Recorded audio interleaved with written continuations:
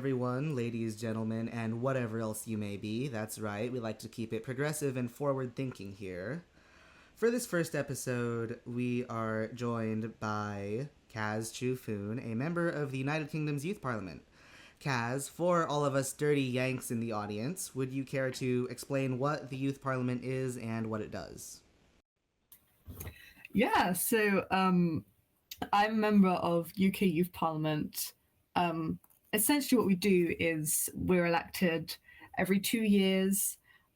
There's not quite as many of us as there are in actual Parliament. There are on the higher end of 300 something members of Youth Parliament, and we represent the people in our local area in the conference, which takes place every year, and in the annual sitting, which also takes place every year, and generally in other campaigns and initiatives that we start in our capacity as members of Youth Parliament.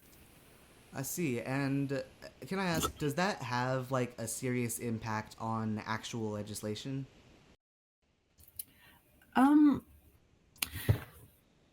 It certainly depends on the level of involvement of each individual member of Youth Parliament, and it depends which MPs or other representatives are choosing to engage in what we're putting out there and what we're saying, especially at the annual sitting. But it certainly can. Votes at 16 has been implemented recently. That's something that a lot of people in this space have been campaigning for a long time. And it's something that was brought up very frequently in the last annual sitting, which really sort of pushed that over the edge. Okay. So, once again, let me verify it is an elected position. Yeah, so we are elected by. This can happen a few different ways, but usually it's via your local youth group or via the schools in your area. So for me, it was via a youth group in Essex, which anyone can join. And we do internal elections through that. And then the people who lived in the west of Essex, which is where I live, got the opportunity to vote for me. Okay, and what is campaigning like? I mean, is it like traditional running against different people? Like, I will say again, this is my personal experience, but I know it can differ depend on how elections are run in your area because they're run on a local scale. For me, it was a lot of campaigning, but it was campaigning with people who were in this youth group and sort of, delivering speeches to them, communicating with them on how I was gonna, and they represent, people from all across their local areas as well in Essex. So it was communicating to them why I'd be such a good representative. And then I had to put essentially a video up, a 1 minute long video summarizing all this campaigning I was doing on the voting platform that is used to vote me in as a member of Youth Parliament. okay. So, diving into more of like your, I guess, personal background, what was it that like initially drew you into politics? A few things. I think growing up as a young working class person in the UK in a time where austerity from the Conservative at the time government had absolutely ravaged the UK. There was a cost of living crisis, there still is, but it was absolutely it was horrific when I started really engaging in, sort of active participation in politics. Other than that, the actual interest in politics itself is something I think I've always had, sort of for the same reasons, but the cost of living crisis and kind of post-COVID being the catalyst for my active engagement. I remember being like 10 years old, and I'd be sitting in front of the TV watching the news in the evening, complaining about Brexit and about David Cameron, because it's just something I've always been quite interested in. But yeah, that engagement aspect of it stemmed from the struggles that my family personally were going through, and the fact that I think politics really has always acutely and intimately affected me and the people who I'm close to. My mum is disabled. My dad is an immigrant. So and obviously I myself, I'm queer, so there's a sort of there's a three big groups of people who are quite often affected by the things going on in politics at the moment. So and all being working class, so whenever something happens in politics, it affects, either me, mom, or my dad, or someone else I know. And I just have that sort of base empathy where I want to act and do something about it. And I think that is a combination of these things probably what set me off into getting into politics. Okay. So was all of that what initially like inspired you to run, or was there like a specific like issue that finally pushed you into it? I think because obviously I've been involved in different political initiatives before youth parliament. If I think about youth parliament in particular, there was no specific catalyst for me running, but it's a step in that wider journey, I think. I guess with that entire background, do you see yourself running for like actual parliament in the future, or pursuing any other form of like public service, public office, etc.? I'm absolutely going to see where the wind takes me. I think I would certainly be interested in running to be an actual MP. Equally, if I think that I'm going to have more of an impact, maybe as a member of a think tank or working in other areas in maybe a non-for-profit, that's the route I would take. It depends on, I think, the time, the place, how much impact I think I'd realistically have on the things that I'm passionate about. But I'm not. It's something I've been considering, and I'm certainly not opposed to actually running to be a member of parliament when I am obviously old enough, which will be um, when the next general election is, but we will see. Actually, what is like the minimum age to run? I believe the minimum age to run is 18. I think, God, I am trying to think. Sam Carling is the youngest MP at the moment, off the top of my head, and he is. How old is he? I believe he's 23. So that's quite a way on from 18 where you can technically run. Yeah, actually, one sec. I do want to look that up and verify because that is interesting. First parliamentarian born in the 21st century, really? Wow. Yeah, it says 22 to 23. It just says the year he's born, not the specific date, so I don't know. I see. Cool. Looking more into current issues, there is the Online Safety Act, which is something that I personally covered when it went into effect. As someone who is younger and thus is on the receiving end of its like biggest consequences, how has it affected you, and just what do you think about it? Yeah, so the Online Safety Act is something that I've explored from quite a lot of different angles and in quite a lot of depth. I actually had the privilege of, in my capacity as a digital rebel with FlipGen, the opportunity to interview George Billinge. And he was a senior advisor at Ofcom at the time that they were drafting the Online Safety Act. He helped to write it. I had a really insightful interview with him about 6 months back, sort of in the summer, I think just after it was implemented. And we discussed quite a lot of the concerns, which I think a significant amount of people have. I think as much as it is important to safeguard young people, the extent to which netizens in the UK especially are being forced essentially to relinquish their privacy is, I think, completely unacceptable. I discussed this in quite great length with him.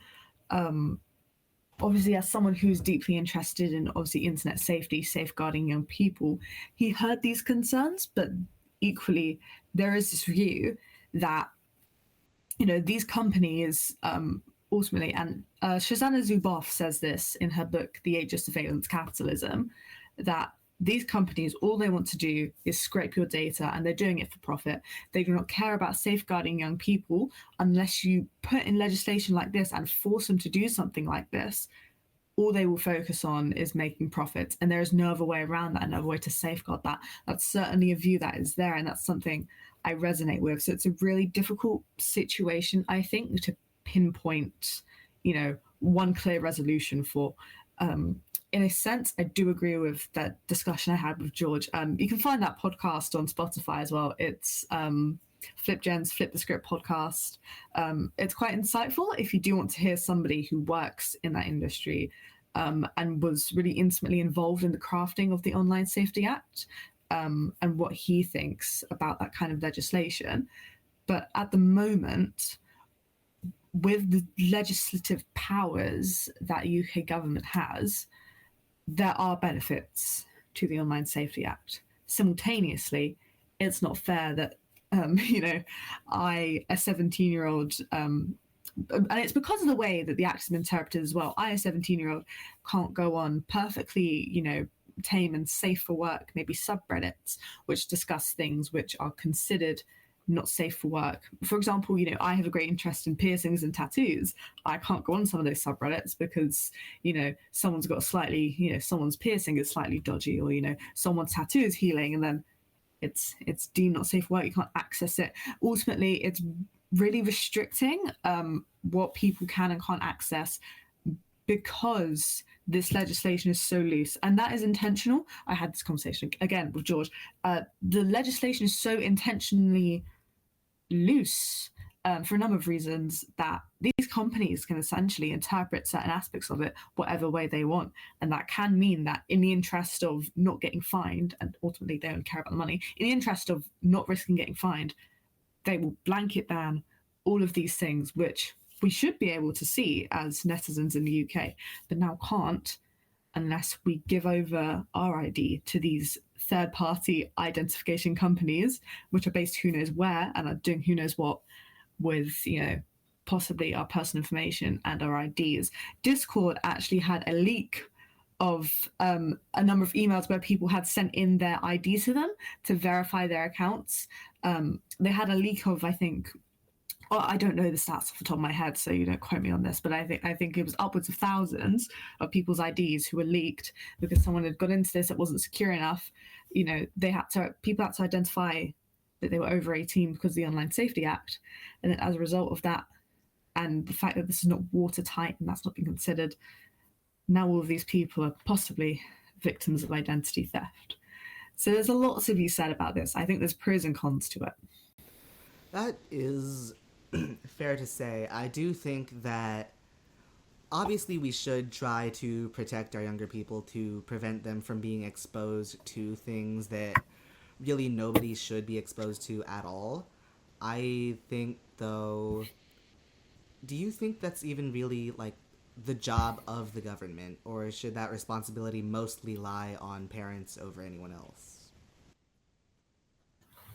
I think with how this technology is currently being harnessed, that's something that's really difficult to say. And I don't think, I have enough insight to possibly make a comment on specifically, and make a broad sweeping comment even on whether that's the responsibility of the government or whether it's on the individual, because ultimately there's really a lack of education from a lot of adults about what their children are seeing online. If you leave that entire responsibility up to the parents of the young people of these devices, then, you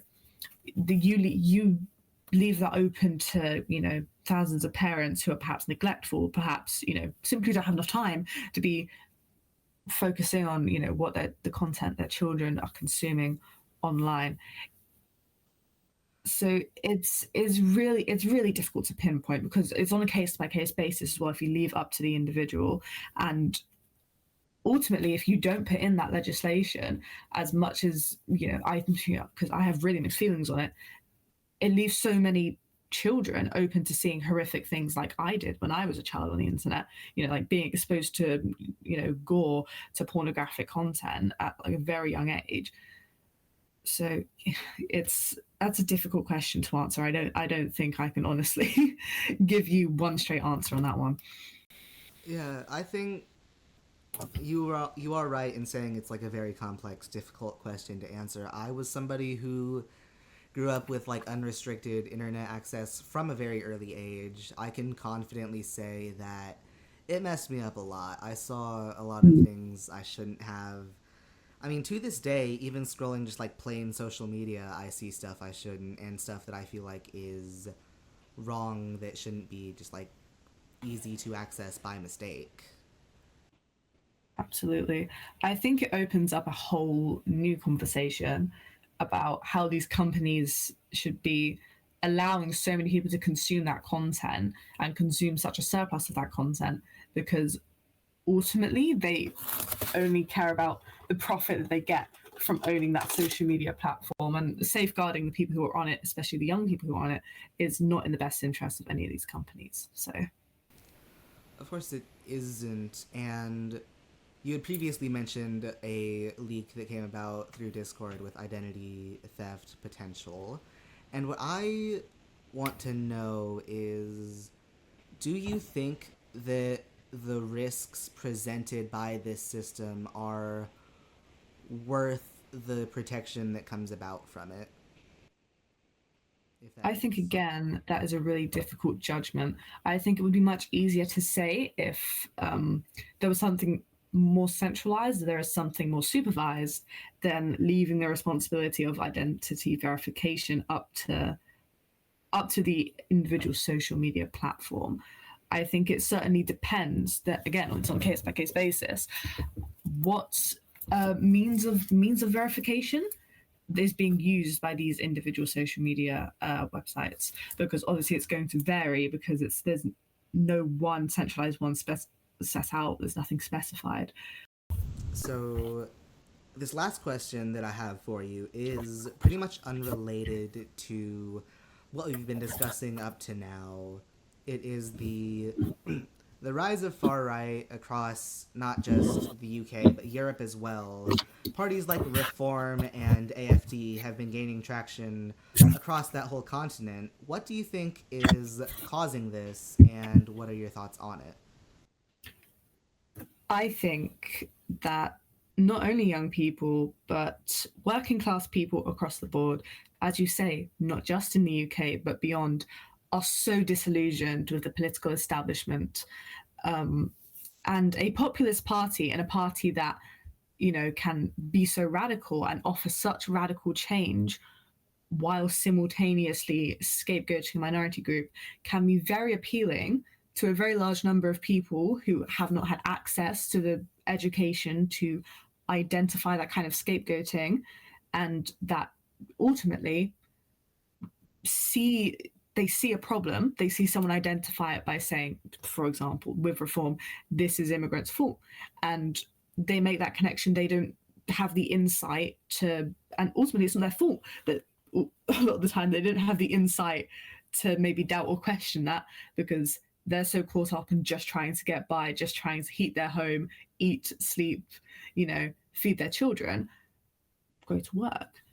So I think with this massive surge in support for the far right, that stems, and I'm talking just on a general scale of working class people who are sort of voting for these, because we see in the UK it's a disproportionate amount of people on benefits, for example, who will vote for parties like Reform. Ultimately, they're just trying to get by, and they're disproportionately undereducated. They cannot identify the malicious tactics being used by these parties, and that's why they are so easily manipulated by these elites who ultimately actually do not care about their best interests and are just scapegoating a minority so that they can get into government and then instill legislation which will help their other rich mates. Okay, that does offer a lot of insight on the topic, and I can see that personally in my experience as an American, seeing Trump win election 2 times somehow. Somehow. Yes. I would have thought one was enough, but it appears Clearly not. It appears the American population is, I don't want to say dumb. I don't want to talk down to people, because Absolutely not. I think ultimately it's very similar to what we have here in the UK and more widely in Europe, is that people just haven't had access to adequate education for a number of reasons, and they don't have the insight to question what's being told to them, and to a point that is not entirely their fault. Yeah, I mean, it really is that, but I don't know, I don't see, I don't know what can really change to fix that issue uneducated people, I guess, voting against their own interest, really. I think fundamentally the solution is better education. And that, I think, this is an issue which really intersects with a load of others. It intersects with race, it intersects with class, all these things. But ultimately, educating young people about politics from a very young age is something I'm very passionate about. Educating young people about politics from a very young age, educating them on media literacy, ensuring that they have the insight, the abilities to pick up on malicious tactics used by politicians and to actually know what they're voting for. And if we do that from a young age, just as we do, just as you do basic literacy, just as you do maths, you have all these young people learning about science and learning the periodic table, but they could not tell you the two major political parties in their country. So clearly there's something institutionally failed there, I think. And if we make this the norm, then just as, I could have a conversation with someone right now about, my GCSE, which is that's a basic qualification in the UK, my GCSE science, we could probably tell you about the diffusion of particles. Just as we do that, people should be able to just have this basic knowledge just from their compulsory education about the major political parties and about media literacy. And I think that would most likely solve a lot of the issues that we have. But it's a long way to go to get there. And that education can be implemented in a lot of different ways, including in third spaces, which we have a considerable lack of. So it turns into a whole massive issue, which obviously we are chipping away at here in the UK. Yeah, okay.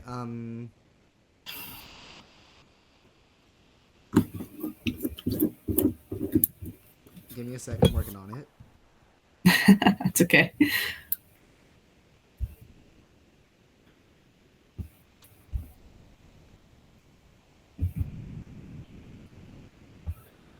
I feel like anyone who's going to be watching this in the future is going to be judging me so harshly for not responding or really acknowledging most of what you're talking about. That's okay. I think, did you not say at the beginning of this, you said the first episode, it's a learning curve, I reckon. There's a way to go with these things. Having helped host a podcast myself, I can say there's certainly it's a strange learning curve, and it's a much scarier thing than you imagine it would be. Yeah, it is. I mean, I've been incredibly nervous this entire time. I've been fighting through that. So say you're proud of me right now, because I need someone to say it. I am. It's fantastic that you've reached out to me to do this, and I think it's really great that you have the confidence to reach out to people for opportunities like this, because I'm always happy to say yes. It's an honor and a privilege to be able to talk to whoever it is about that politics, and the fact that people deem me sort of educated enough to be some sort of expert to the point where I can come on and talk about this. It's fantastic. It's great. Well, I mean, to me, you had the right amount of, you have a small enough presence for me to easily reach out and not get lost in, the wave of other people who might be reaching out, but you also have enough notoriety to where people want to hear what you think, Oh, I would hope so. It's also very nice to be reached out to in a nice way by somebody, because I actually I'm not sure if you're familiar with GB News over here in the UK, which is essentially a pathetic excuse for journalism, far right quote unquote news channel, which sought out my personal phone number, which is not publicly available, so that they could message me and ask me to come on, which was disgusting. So it's very nice that people like you ask me very nicely to come on and just have a chat, because it outweighs the negative effects that people asking me that had on me. I'm not familiar with GB News. From what you're describing, it sounds very Daily Mail type. They're like the Daily Mail if they had a news channel. Okay. So, yes, just slightly evil. I mean, most media platforms really are. This is true. I looked on their Wikipedia article. I found out they're somehow related to Truth Social. I didn't even know that one, but I'm not surprised. I guess that was really all I had for you today. I was gonna say once again, thanks for coming on, but I haven't said it once, so thank you for coming on. Thank you for having me. Of course, I do. I'd love to reach out and have more people on like this in the future. Maybe even after a while, have you back on. I don't know. I'd love that, absolutely. Do let me know when this comes out. Send me over the link because I'd love to share it on my platform as well. Yeah, no problem. And I would appreciate that because, quite frankly, you're more famous than I am. Hopefully, we'll be on sort of level playing field soon. Hopefully, hopefully. All right. And, alright, now I have to do the outro. So give me a second to think up something. Ladies and gentlemen, thank you for watching. I have my Blue Sky linked in the description. Please feel free to go follow that. And I have what would you prefer I have linked? Is there any one specific platform or Um, I would do Instagram and perhaps Twitter, but Twitter is slightly evil, so Instagram is probably preferred. got it. Okay, so I will have Kaz's Instagram linked as well. Please follow that and that's really all. I'll see you guys in the next upload, which hopefully won't take as long. It's been a month since I've put anything up. But we're getting back into the flow of things. So thank you all so much for listening, and I hope